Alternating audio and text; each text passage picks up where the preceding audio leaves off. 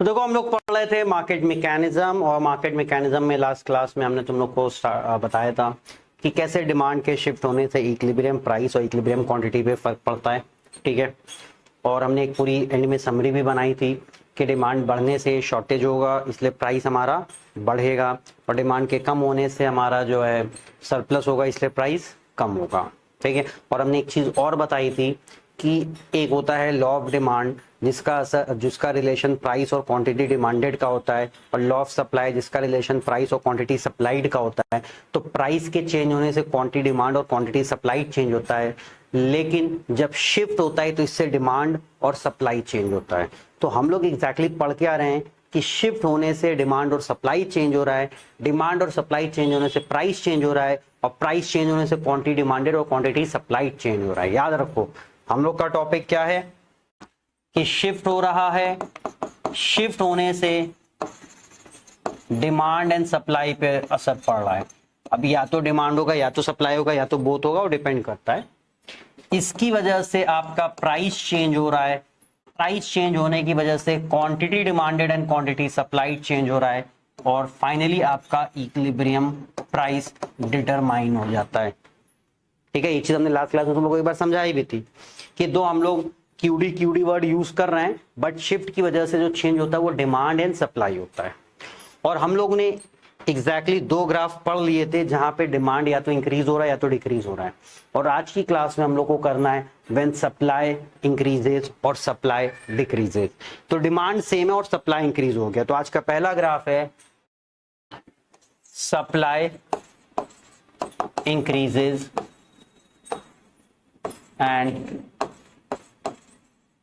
Demand remains same. Supply increase हो रही है और डिमांड सेम है। तो इसको अगर हम लोग ग्राफ पे प्लॉट करें,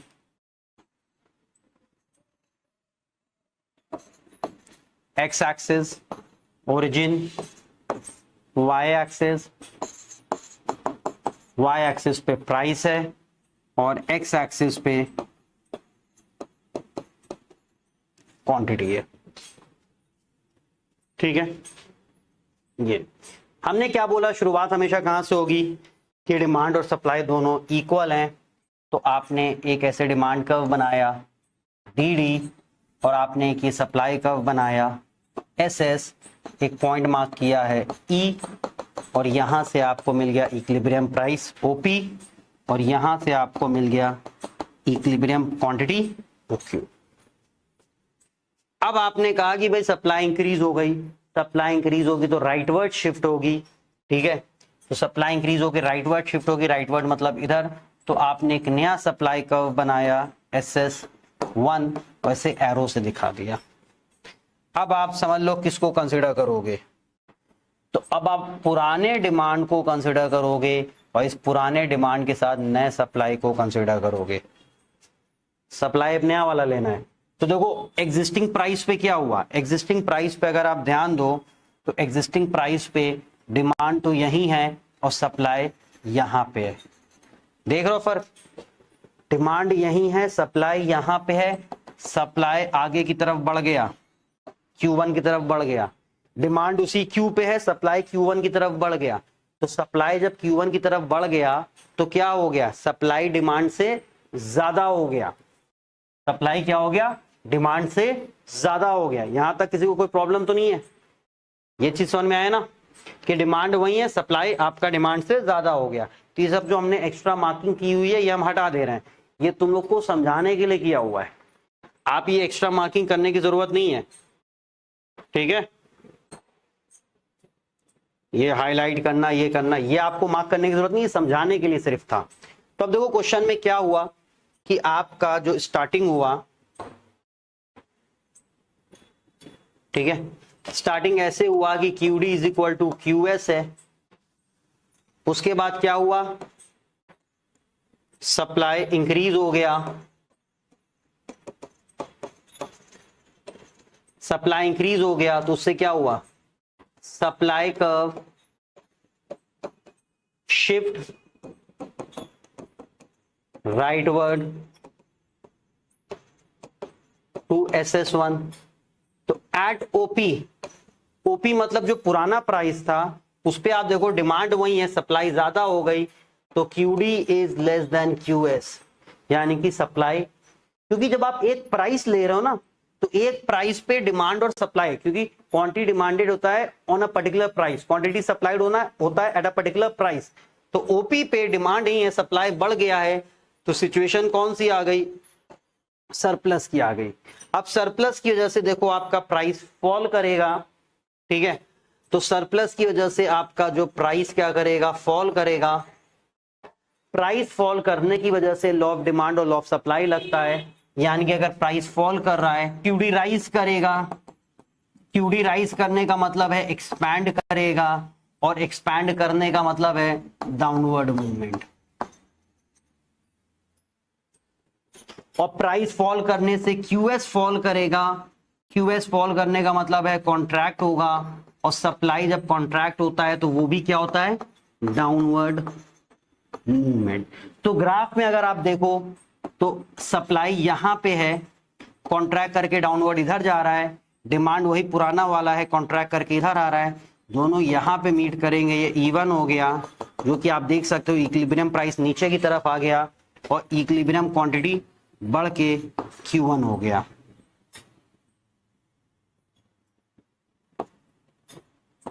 ऐसे तो ये तब तक चलता रहेगा जब तक QD और QS बराबर ना हो जाए, तो आपका OP1 न्यू इक्विलिब्रियम प्राइस हो गया और OQ1 न्यू इक्विलिब्रियम क्वांटिटी हो गया और E1 न्यू इक्विलिब्रियम पॉइंट हो गया।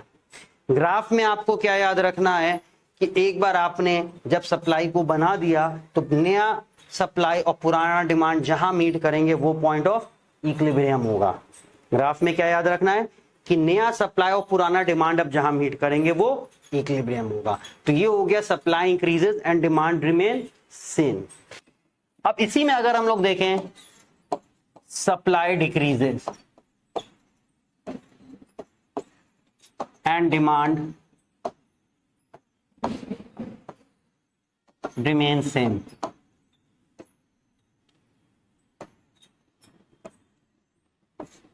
X axis origin, x axis पे क्वांटिटी, वाई एक्सिस पे प्राइस, हमेशा ओरिजिनल डिमांड और ओरिजिनल सप्लाई से आप स्टार्ट करोगे, जहां दोनों मीट करेंगे वो पॉइंट ऑफ इक्विलिब्रियम।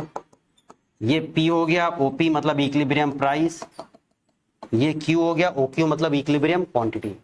अभी सप्लाई डिक्रीज हो रहा है, डिक्रीज होके लेफ्टवर्ड जाएगा, तो लेफ्टवर्ड मतलब यहां पे आपका एक सप्लाई कर्व आ गया जिसको आपने SS1 नोट कर दिया और ऐसे एरो बना दिया। अब अगर आपको नया इक्विलिब्रियम पॉइंट मार्क करना है तो कैसे लोगे, नया सप्लाई पुराना डिमांड, तो नया सप्लाई पुराना डिमांड को यहां मीट कर रहे हैं। हमेशा याद रखना जो नया है उसका नया ले लो और जो चेंज नहीं हो रहा उसका पुराना ले लो। तो ये तुम्हारा E1 हो गया और ये आपका देखो OP1 इक्विलिब्रियम प्राइस जो कि बढ़ गया और इक्विलिब्रियम क्वांटिटी जो कि कम हो गया। अब देखो ये हम लोग ने कल लास्ट क्लास में पढ़ ही लिया था कि डिमांड बढ़े या सप्लाई बढ़े, किसी एक के बढ़ने से क्वांटिटी बढ़ती है और कम होने से क्वांटिटी कम होती है, लेकिन प्राइस का कॉन्सेप्ट शॉर्टेज और सरप्लस के हिसाब से चलता है। क्योंकि सप्लाई फॉल कर रही है तो कहीं ना कहीं शॉर्टेज आएगा और शॉर्टेज आने की वजह से प्राइस बढ़ेगा, इसलिए इक्विलिब्रियम प्राइस बढ़ गया। ये आपने ग्राफ में डायरेक्ट मार्क कर लिया। अब इसी को अगर लिखना हो तो आप कैसे लिखोगे, QD आपका QS था आपका, उसके बाद क्या हुआ, supply decreases and supply curve shift leftward. ठीक है, सप्लाई कर्व लेफ्टवर्ड हो गया। अब इसकी वजह से क्या हो गया, at OP QD is more than QS हो गया, क्योंकि सप्लाई कर्व लेफ्टवर्ड शिफ्ट हो गया, मतलब सप्लाई कम हो गई। तो मतलब किसी भी एग्जिस्टिंग प्राइस की अगर हम बात करें तो उस पर डिमांड आपकी ज्यादा होगी और सप्लाई कम हो गई, जिसकी वजह से क्या हो गया, शॉर्टेज हो गया। शॉर्टेज की वजह से क्या होगा, प्राइस राइज होएगा। प्राइस राइज होने की वजह से QD क्या, प्राइस राइज होने की वजह से QD क्या करेगा, फॉल करेगा। फॉल करने का क्या मतलब है, कॉन्ट्रैक्ट करेगा, और QD अगर कॉन्ट्रैक्ट करता है तो कहां जाता है, अपवर्ड। QS राइज करेगा, QS राइज करने का क्या मतलब होता है, एक्सपैंड करना, और इसका एक्सपैंड किधर होता है, अपवर्ड। तो देखो ये ओरिजिनल डिमांड यहां से ऊपर बढ़ गया, नया वाला सप्लाई यहां पे है, ये ऊपर बढ़ गया, दोनों यहां मीट कर गए। कि पहले आपका जो डिमांड हो इस पॉइंट पे था ना,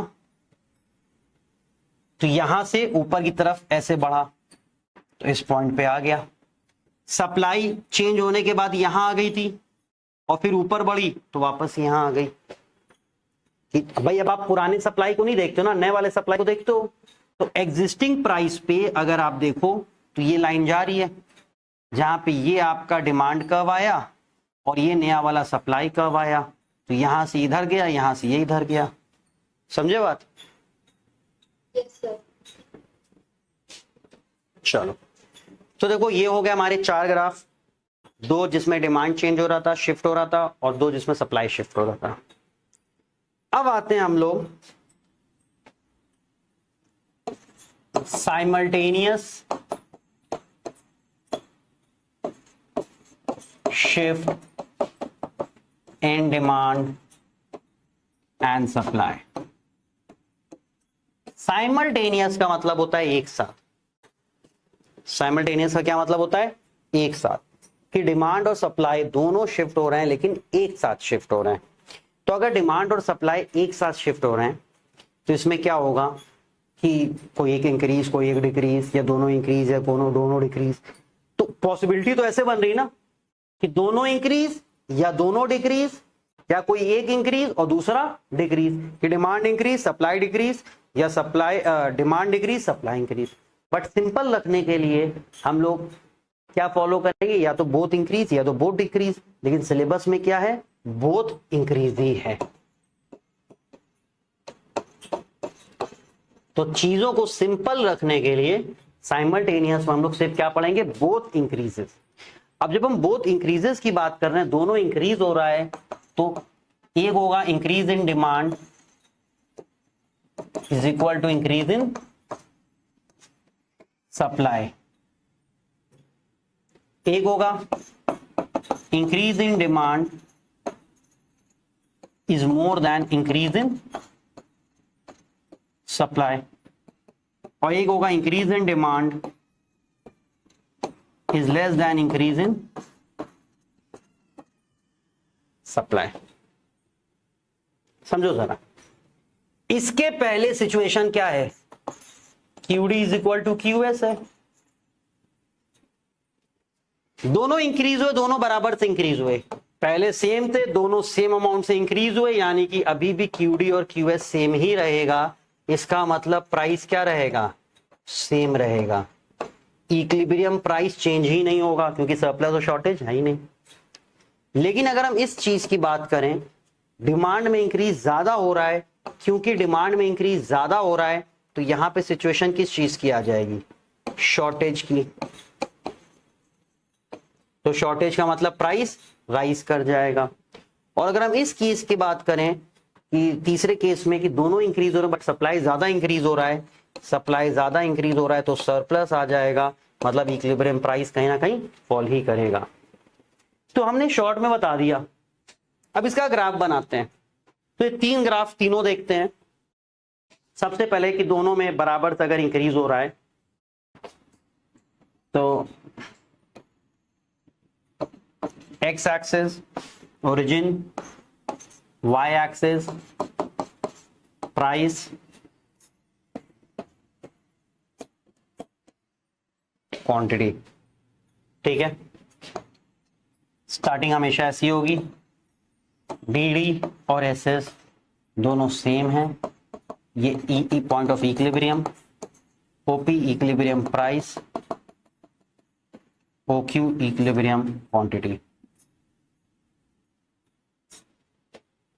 ठीक है, ये हो गया। अच्छा, अभी हमने कहा दोनों इंक्रीज हो रहे हैं, मतलब दोनों राइटवर्ड शिफ्ट होंगे और दोनों बराबर से इंक्रीज होंगे। तो मालूम क्या करोगे, पहले आप डिमांड को इंक्रीज करो, DD1,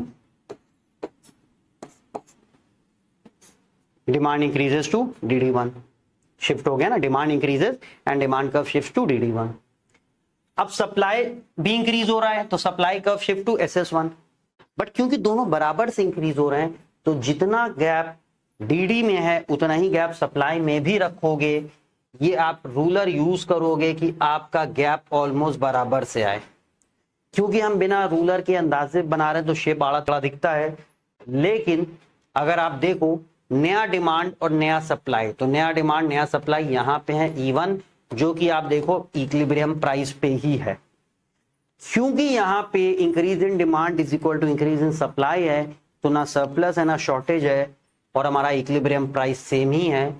लेकिन इक्विलिब्रियम क्वांटिटी की अगर हम बात करें तो इक्विलिब्रियम क्वांटिटी बढ़ गया, OQ से OQ1 हो गया। क्योंकि डिमांड और सप्लाई दोनों बढ़ रहे हैं तो क्वांटिटी तो बढ़ना ही बढ़ना है। प्राइस सेम क्यों है? क्योंकि यहाँ पे दोनों बराबर से बढ़े तो सरप्लस या शॉर्टेज नहीं आया।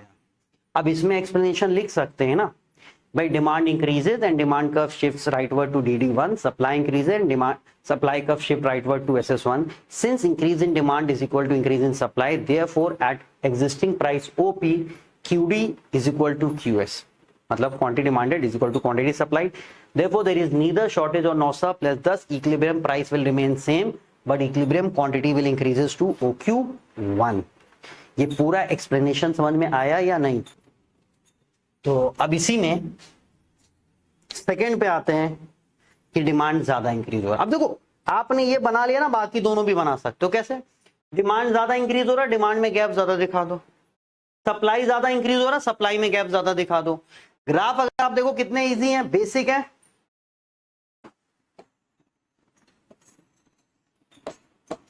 एक्स ओरिजिन, वाई एक्सिस पे प्राइस, क्वांटिटी, ये DD, ये SS, ये पॉइंट ऑफ इक्विलिब्रियम, ये इक्विलिब्रियम प्राइस, ये इक्विलिब्रियम क्वांटिटी। अभी डिमांड भी इंक्रीज हो रहा है, सप्लाई भी इंक्रीज हो रहा है, डिमांड में इंक्रीज ज्यादा हो रहा है, तो डिमांड में थोड़ा सा गैप ज्यादा बना के दिखा दो, ऐसे DD1। और सप्लाई भी इंक्रीज हो रहा है, वो भी राइटवर्ड आएगा, बट सप्लाई में गैप कम दिखाना, ऐसे। अब देखो नया डिमांड और नया सप्लाई, ये नया डिमांड ये नया सप्लाई दोनों यहां मीट कर रहे हैं। भाई मैच गलत ना करा देना, नया डिमांड और नया सप्लाई। पता चला नया डिमांड पुराना सप्लाई ले लिया, नहीं, ये नया डिमांड और ये नया सप्लाई है। देख लो, ये है नया डिमांड और ये है नया सप्लाई, ये मैच सही करा ना। और इसके हिसाब से अगर आप देखो, ये P1 हमारा इक्विलिब्रियम प्राइस जो कि ऊपर की तरफ है, ये Q1 इक्विलिब्रियम क्वांटिटी बढ़ गया और ये हो गया E1। समझ में आया? तो यहां पे इक्विलिब्रियम प्राइस क्यों बढ़ा? क्योंकि increase in demand is more than increase in supply, which create a situation of shortage at existing price. As a result equilibrium price increases, और जब प्राइस इंक्रीजेस और प्राइस इंक्रीज होने की वजह से फिर डिमांड फॉल करेगा और अपवर्ड मूवमेंट, सप्लाई एक्सपैंड करेगा, अपवर्ड मूवमेंट, और दोनों यहां आके मीट कर जाएंगे। ये दो हो गए। तीसरा केस देखते हैं। हम एक्सप्लेनेशन नहीं लिख रहे हैं क्योंकि हम उम्मीद करें कि एक्सप्लेनेशन अब तुम लोग लिख सकते हो।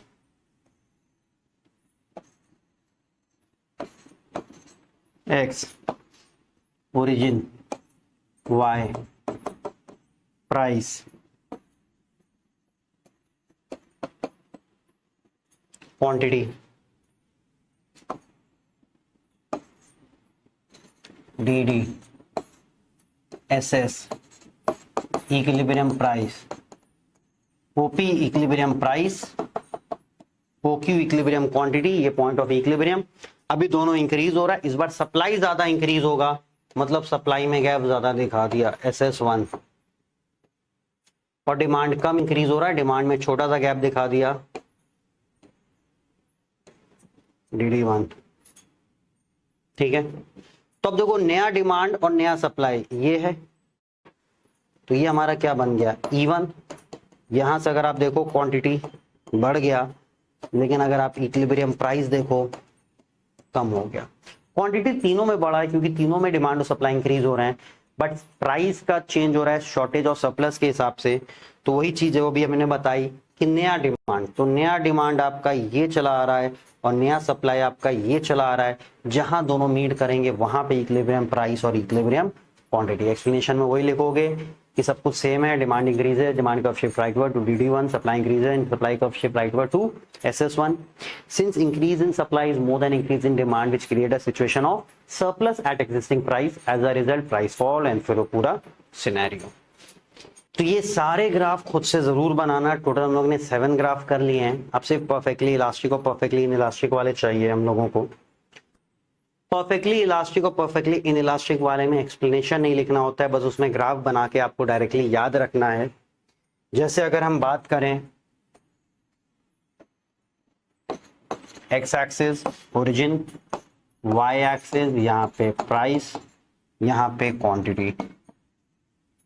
अगर हमने कहा परफेक्टली इलास्टिक डिमांड, तो परफेक्टली इलास्टिक डिमांड मतलब आपका डिमांड कब हो गया D और सप्लाई कब आपका S हो गया, ये इक्विलिब्रियम हो गया और ये हो गया आपका इक्विलिब्रियम प्राइस।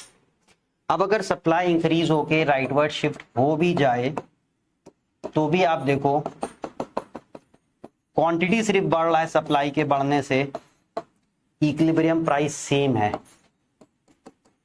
ऐसा क्यों? क्योंकि परफेक्टली इलास्टिक डिमांड का क्या मतलब है कि सप्लाई डिमांड जितना चाहो उतना चेंज हो जाए, तो सप्लाई बढ़ेगी डिमांड उतना बढ़ने के बराबर हो जाएगी। प्राइस चेंज होता ही नहीं परफेक्टली इलास्टिक डिमांड में, इसलिए प्राइस सेम रहेगा। तो हम लोगों ने 2 केस कर लिए जहां पे इक्विलिब्रियम प्राइस सेम है। एक जिसमें increase in demand is equal to increase in supply, उसमें प्राइस सेम था, और एक when demand is perfectly elastic. याद रखना है यहाँ पे डिमांड इज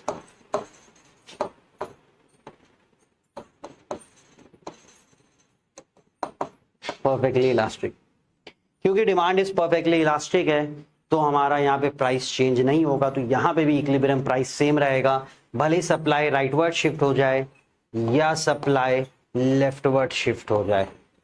इक्विलिब्रियम पॉइंट देखो बदल गया, इक्विलिब्रियम क्वांटिटी बदल गई, सप्लाई के बढ़ने से बढ़ी, सप्लाई के कम होने से कम हुई, लेकिन इक्विलिब्रियम प्राइस सेम रहा। तो कभी कभी पूछ लेता है कि ऐसे ग्राफ बनाओ जिसमें इक्विलिब्रियम प्राइस सेम है, तो याद रखना एक increase in demand is equal to increase in supply हो गया, दूसरा डिमांड इज परफेक्टली इलास्टिक हो गया। इसी तरह अगर हम बनाए डिमांड इज परफेक्टली इनइलास्टिक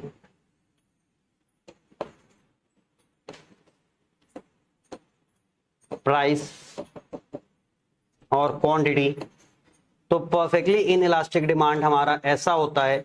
और परफेक्टली इनइलास्टिक में हम लोग ने क्या पढ़ा कि क्वांटिटी सेम रहता है चाहे कुछ भी हो जाए। तो ये आपका सप्लाई कर्व SS है, ये आपका इक्विलिब्रियम पॉइंट हो गया, ये इक्विलिब्रियम प्राइस हो गया। अब क्योंकि यहाँ पे डिमांड चेंज ही नहीं हो सकता है, तो अगर सप्लाई इंक्रीज होके राइटवर्ड चली भी गई तो सरप्लस आएगा, प्राइस फॉल कर जाएगा, ठीक है, फिर डिमांड तो फिक्स है। और अगर सप्लाई बढ़ के कम होके लेफ्टवर्ड चली गई, इसको E2 मार्क कर लें, तो शॉर्टेज आएगा और इक्विलिब्रियम प्राइस बढ़ जाएगा। डायरेक्ट क्वांटिटी सेम रहेगी, सप्लाई बढ़ के राइटवर्ड शिफ्ट होगी तो इक्विलिब्रियम प्राइस कम हो जाएगा क्योंकि सरप्लस हो गया। सप्लाई कम होके लेफ्टवर्ड शिफ्ट हो गई तो शॉर्टेज हो जाएगा, तो तुम्हारा प्राइस बढ़ जाएगा। तो डिमांड तो फिक्स है, तो सप्लाई जैसे चेंज होगी उसके हिसाब से हो जाएगा। यहाँ डिमांड में कोई चेंज हो ही नहीं रहा है, डिमांड जितनी है उतनी ही है। मतलब याद रखो कि यहाँ क्वांटिटी डिमांडेड भी फिक्स है आपकी, ठीक है। ये हो गया परफेक्टली इनइलास्टिक डिमांड और परफेक्टली इलास्टिक डिमांड। इसी तरह ठीक आ जाता है सप्लाई इज परफेक्टली, याद रखो ये जो परफेक्टली इनइलास्टिक या परफेक्टली इलास्टिक चल रहे हैं इसमें कोई एक्सप्लेनेशन नहीं लिखना होता, बस ग्राफ आपको पता होना चाहिए कि कौन सा सेम है कौन सा चेंज हो रहा है, प्राइस क्वांटिटी। अभी सप्लाई परफेक्टली इलास्टिक है यानी कि supply curve parallel to X axis हो जाएगा, ये आपका डिमांड कर्व हो गया डी, ये इक्विलिब्रियम क्वांटिटी पॉइंट ई और ये इक्विलिब्रियम प्राइस। अगर डिमांड हमारा इंक्रीज होके राइटवर्ड आ भी गया तो क्वांटिटी तो बढ़ जाएगी लेकिन आप देखो प्राइस हमारा सेम रहेगा, या डिमांड कम हो गई लेफ्टवर्ड आ भी गया तो क्वांटिटी तो कम हो जाएगी लेकिन आप देखो प्राइस आपका सेम रहेगा, इक्विलिब्रियम प्राइस में कोई चेंज नहीं हो रहा है। तो ये तीसरा केस हो गया जहां पे प्राइस चेंज नहीं हो रहा है, तो हम ऐसे कह सकते हैं इक्विलिब्रियम प्राइस रिमेन सेम, एक डिमांड इज परफेक्टली इलास्टिक और सप्लाई इंक्रीजेस या डिक्रीजेस। तो एक है demand is perfectly elastic, supply increases या डिक्रीजेस। एक हो गया supply is perfectly elastic, demand increases या डिक्रीजेस। और एक हो गया increase in demand is equal to increase in supply. तो तीन है जिसके अंदर एक दो एक दो, वैसे एक साथ बना दिए जाते तो ऐसे तो देखो तो आपको तीन ही होंगे, ठीक है। अब उसमें सप्लाई इंक्रीज करे डिक्रीज करे या डिमांड इंक्रीज करे या डिक्रीज करे, तो ये वो है जिसमें प्राइस सेम रहता है, ठीक है। इसी तरह परफेक्टली इनइलास्टिक सप्लाई, तो परफेक्टली इनइलास्टिक सप्लाई की अगर हम बात करें, X axis origin, Y axis price quantity, supply is perfectly inelastic तो मतलब supply curve is parallel to Y axis. ये आपका डिमांड कर्व है डी। अभी देखो कंफ्यूज मत होना, लोग राइटवर्ड यहाँ पे कंफ्यूज हो जाते हैं। ये इक्विलिब्रियम प्राइस है पी, डिमांड शिफ्ट होकर इंक्रीज हो गया, अगर राइटवर्ड जा रहा है तो राइटवर्ड मतलब इधर है, तो ये DD1 ये E1 और ये इक्विलिब्रियम प्राइस बढ़ गया, या डिमांड कम हो गई तो DD2 या E2 तो प्राइस कम होके P2 हो गया। ये वाले डायरेक्ट ग्राफ रहते हैं, इनमें ज्यादा एक्सप्लेनेशन नहीं, बस आपको डायरेक्ट ग्राफ याद रहना चाहिए। तो फिलहाल हम लोग ने जितने ग्राफ थे सब कवर अप कर लिए, क्योंकि ये बोले 15 थे, बड़े कंबाइन होके बन रहे हैं ना, इसलिए 4 में ही निपट गया हमारा। अब सिर्फ एक क्लास इसकी बचती है जिसमें हम लोग एप्लीकेशन ऑफ टूल्स करते हैं, कि जहां पे गवर्नमेंट प्राइस मैकेनिज्म को कंट्रोल करने की कोशिश करती है, और फिर ये चैप्टर हो जाएगा हमारा कंप्लीट। ये सारे ग्राफ एक बार अच्छे से बुक से रीड करके दोबारा से बना लेना,